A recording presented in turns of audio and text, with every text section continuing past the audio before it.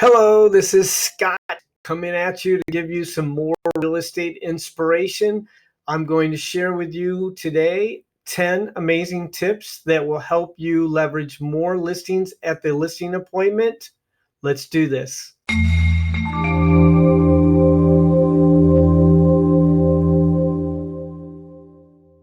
So you want to get more listings? I have 10 amazing tips to help you do that. As someone that listed hundreds of homes in my career, I have some really good information to help you. And so let's go through these. Number one, follow the 4 B's of successful listing appointments. And what are the 4 B's? The first is always make sure or be sure that all of the decision makers are present. Understand that if you do a presentation and it requires a signature of someone that is not present at that presentation, you're not going to get that listing at that time. And the possibility of you not getting that listing at all is increased. So you always want to make sure that those decision makers are present at your appointment. And if they can't be, then you should try to move the appointment to a time where they are present, because you want to have the opportunity to firsthand give the information to help them make an inclined decision. The second of the 4 B's is be prepared. Assume that you're going to get the listing. You want to make sure your presentation is with you, all of your documentation with all of it filled out as much as possible, only requiring a minimal amount of additional information and signatures. And then you want to be 15 minutes early. Assume that your appointment is 15 minutes earlier than when it is scheduled. That is a reflection of what your services are going to be like throughout the process of them if they choose to hire you.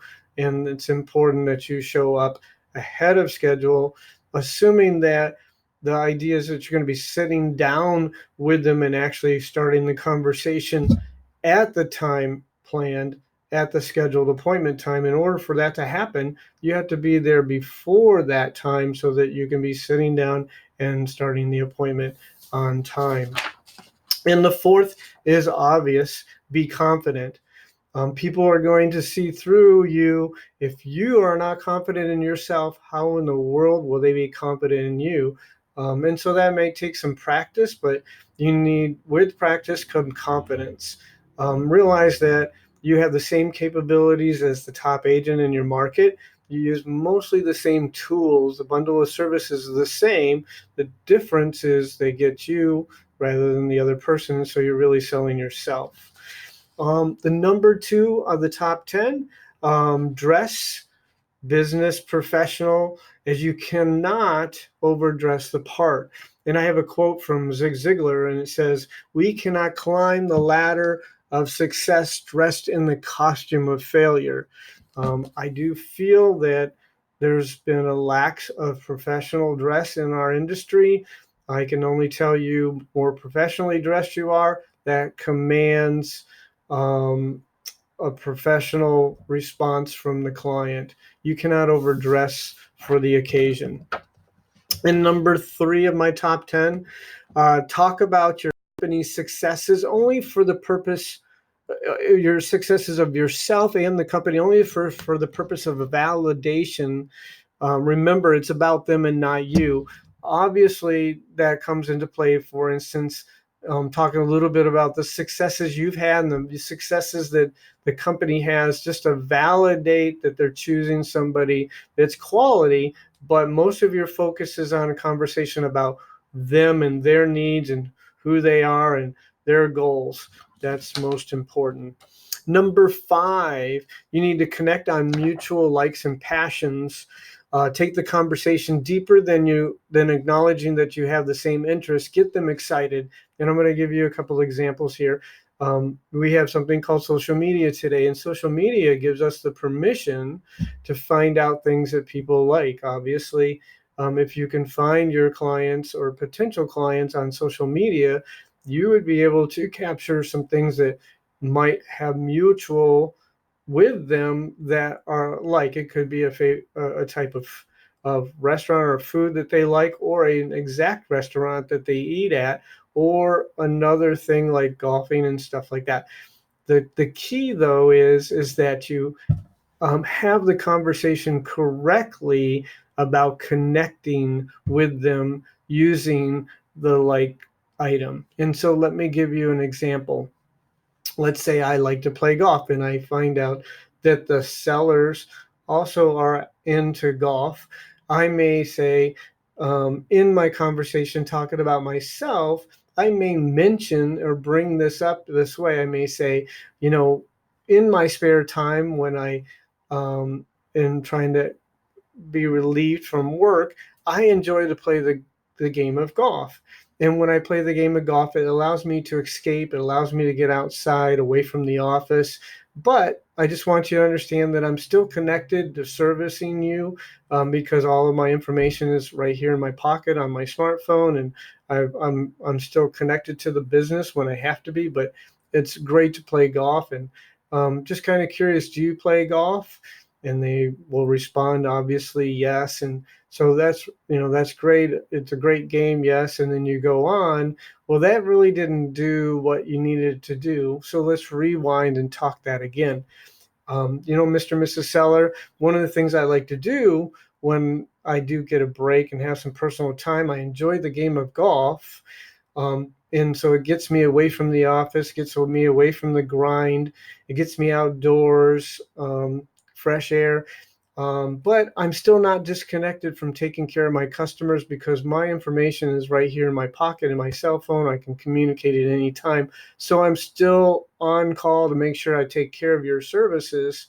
And, in the golf game, one of the things that I like is I love the driver. Give me a driver, and oh my gosh, I can really clobber that ball and and make it go far. Do you have a favorite position you like to play in golf? And you try to draw out a conversation about the golf game and get them excited and talk about or brag about their abilities to play golf or what their favorites are, their favorite golf course. Now you have a meaningful conversation that raises emotions in a positive way and makes things conversation flow in a bigger way. And that's the proper way to connect with them. And then you need to, obviously share your bundle of services. They need to know how you're going to find buyers, but that's not going to be the reason they really hire you. They're going to hire you because they end up liking you. But the bundle of services are essential because if you're not describing the way you're going to find buyers and the tools that you're going to use to find buyers, that could be a detriment to not get the business. But that's not ultimately why they're going to hire you. Overview all the duties and tasks that a real estate agent provides. They need to know how hard you work for them to validate your financial worth. And so that's very important. If you take the time and you have illustrations in your presentation that really show them a lot of depth in the process of selling their home, a lot of depth in all of the little things that you have to do. I mean, you have to be a big coordinator in the front end. You got to coordinate the photographer. You have to have the home properly set up for the photographer. Just talk a little bit into detail, spend some time there, and therefore you're validating your financial worth. And it makes more sense for them to understand why you're getting paid what you get paid for your services. If you avoid doing that, that's going to enhance that opportunity for them to ask for a discount or not believe that you should be paid the worth that you have, and that's important. And the next one, number 8, take them through a journey of understanding the pricing strategy of real estate. They need to understand how buyers view and think when shopping homes. This goes back to one of the biggest objections we have is many times our sellers, when we go present to them, they have a different idea what they think their home is worth than what it really is, and it's usually a higher number. And if you take time before you show them what the market says the price is on their home and really take them through and give them some description, show them some facts and evidence about pricing strategy and how it plays a role in the success of selling their home and actually achieving the maximum price. That'll put you ahead of the game. And by doing so, they'll build a bigger trust in you. So when you do have the actual conversation or share with them what the market value of their home is, you're going to have a lot easier time to bring them down and convince them that you're being honest with them and to get them to agree with you. And a lot of that has to do with, sharing and describing through the perspective of the buyer. Because if a buyer, one of the things you got to tell them is as soon as the property hits the market, all the hot buyers want to know about your property, and they're going to make a inclined decision based on the information they see in the ads that they find online. And if the product matches the price, they're willing to come and see it. If they look at the product and the price seems too high, they're probably not going to see it. So we're going to get the views, but we're not going to get the activity. And then as time goes forward and they realize the property's been on the market for an extended amount of time, they begin to question why, what's wrong with the property, how come nobody wants it, and then their expectations of getting a bigger discount in a later time is heavier, and it defeats the opportunity to get the most money. So it's explaining that in a big way. And number 9, realize you're being judged on hidden objects that may not be relevant to the job. For example, and I'm going to give you an example. Let's say I'm a young 20-something year-old agent, and I get an opportunity to go do a listing appointment for a home that's, priced up there, a luxury home, maybe $900,000. And the owners of that property are more senior age. They're probably in their early 60s, late 50s. The probability that when I arrive to that home and they open the door and they see such a young agent, and they could write off that agent by just seeing them, they're judging them. So that young agent, in the mind of a more senior aged person, would be, they don't have enough life experience. Therefore, that's a skill set that's missing because they just haven't lived long enough to have life experience, and they may see that as a negative. So they see you, they look at you, and they say, I expected, somebody middle-aged at least, or somebody in their 40s. That's the realtor I want. Has nothing to do with your ability to sell that property, but that's just something they believe. And so what you have to do is you have to come in with the idea that that's a probability, and make sure you mention or put in some conversation to overcome an objective that could occur based on certain dynamics, your age, and other things. It could be, the car you drive. It's kind of silly like that, but people make decisions for wrong reasons. You are a capable agent. You can sell just as well as anyone else. So let's take that example. I'm a young agent. I'm in my mid-20s. I go see or go set and do my listing appointment for some senior aged people that are very business oriented because they have a very expensive home. And I'm going to just assume that they may not choose me because of my youthfulness, that I'm not seasoned or I don't have enough life experience to be able to understand what to do to sell their home. I might have technology capabilities, but they want somebody with, life experience. And so I may come and say, one of the things that I'd like to tell you is that, as a youthful person, I really spent most of my time, I really didn't fit in with the people my age. I fit in with my peers, my teachers. I just communicated better with them, my family members, my grandfather and stuff. And some of the things that I picked up by, being more engaged with my peers has given me a sense of life experience that are generally ones that would, be with somebody much older than myself.